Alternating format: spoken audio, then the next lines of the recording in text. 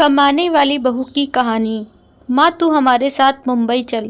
बाबा थे तब अलग बात थी, अब तू इधर गांव में अकेली कैसे रहेगी? बेटा पवन बोला। मैं सोच में पड़ गई। दिल का दौरा आने से पति की अचानक मृत्यु हो गई थी। मैंने बहुत कोशिश की कि खुद को समझाने की। 13वीं के बाद सब मेहमान चले गए।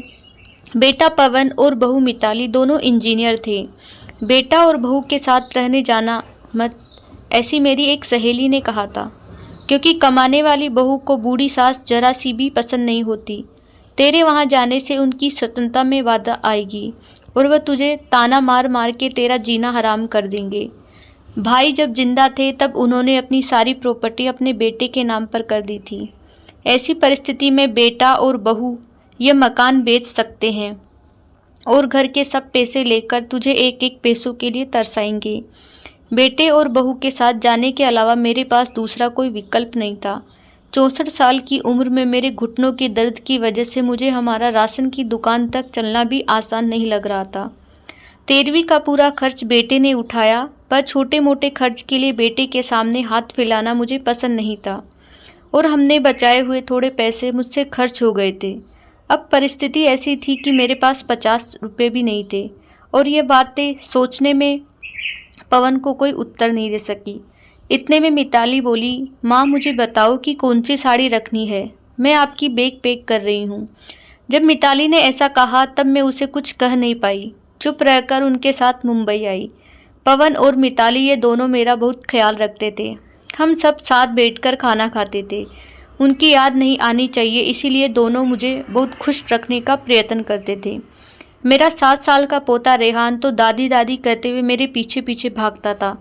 मैंने कौन सी भी चीज़ मंगाई कि वह मुझे तुरंत लाकर देता था। ये सब देखकर मेरे मन को बहुत शांति मिलती थी। मैं सोचने लगी कि लोग बेवजह ही आजकल के लड़के और लड़कियों को बदनाम करते हैं और कहते हैं कि बूढ़े माँ बाप का सम्मान नहीं करते, उनकी देखभाल नहीं करते। खासकर बहू कमाने वाली होगी तो सास को ठोकरों पर रखेगी। लेकिन मैंने देखा है कि ये सारी सिर्फ बातें थी। हर उंगली की तरह हर बहू सेम नहीं होती। आज सबने बाहर घूमने का प्लान बनाया था। हम सब मॉल में गए। उधर घूमते घूमते पवन और मिताली एक दुकान में कुछ खरीदने के लिए रुके। मैं और रेहान थोड़ा आगे गए। आइसक्रीम की दुकान देखते ही रेहान बोला, दादी मुझे आइसक्रीम खानी है। मेरे ऊपर जैसे बिजली ही गिरी, क्योंकि मेरे पास तो पैसे ही नहीं थे। दिन में कभी मुझे पैसे की ज़रूरत पड़ी नहीं, अभी क्या करें। मेरा उदास चेहरा देखकर रेहान वापस बोला, ले दो ना प्लीज़, माफ़ कर बेटा, मेरी पर्स में घर भूल गई। मेरे ऐसे बोलते ही रेहान मेरी तरफ एक अलग नज़रों से देखने लगा। उसको लगा कि आइसक्रीम लेनी नहीं, इसीलिए दादी बहाने बना रही है।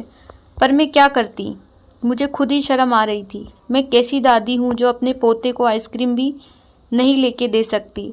हमने बाहर ही खाना खाया। मिताली ने मेरे पसंद की काजू मसाले की सब्जी ऑर्डर की थी, पर मुझे वह पसंद नहीं आ रही थी। घर आने के बाद सबने थोड़ी देर टीवी देखी। पवन सोने गया।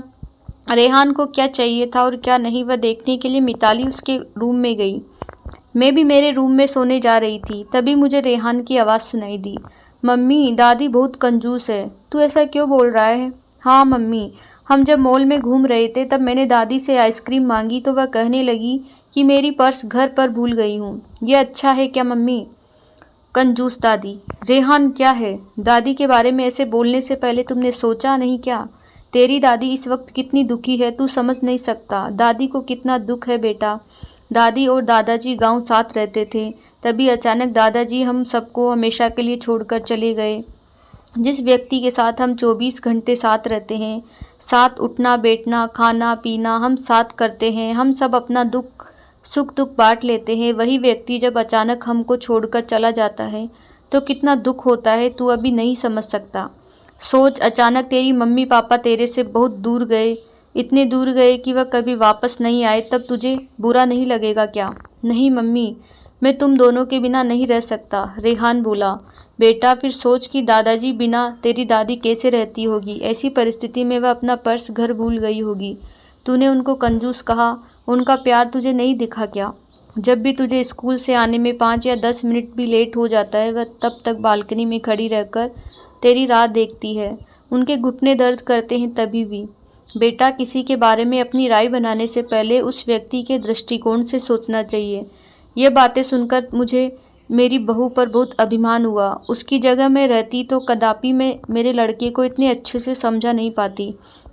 दूसरे दिन सुबह पवन ऑफिस गया और रेहान स्कूल। मिताली ऑफिस में जाते जाते मेरे हाथ में कुछ पैसे देने लगी। ये क्या है बेटा, मुझे पैसों की क्या ज़रूरत। मैं बोली, माँ, किसको कब पैसों की ज़रूरत पड़ जाए कह नहीं सकते। आप मंदिर जाते हो, कभी दान पेटी में डालो, कभी रेहान कोई चीज़ के लिए जिद की तो आप उसे वह चीज़ देना। पर बेटा, माँ, जब यही पैसे पवन ने आपको दिए होते तो आपने मना किया होता क्या? नहीं ना, आपकी बहू भी कमाती है, आप अपनी बहू से पैसे क्यों नहीं ले सकती? मिताली का कहना सुन के मेरी आंखों से आंसू आने लगे। जो मेरा बेटा नहीं समझ सका वह मेरी बहू ने समझा। मेरी बहू जैसी बहू सबको मिले। मैं भगवान से प्रार्थना की, ऐसी बहू मुझे हर जन्म में मिले। लोग बिना कारण कुछ कमाती बहुओं का दुर्व्यवहार देखकर सब कमाती हुई बहुओं को दोष देते हैं।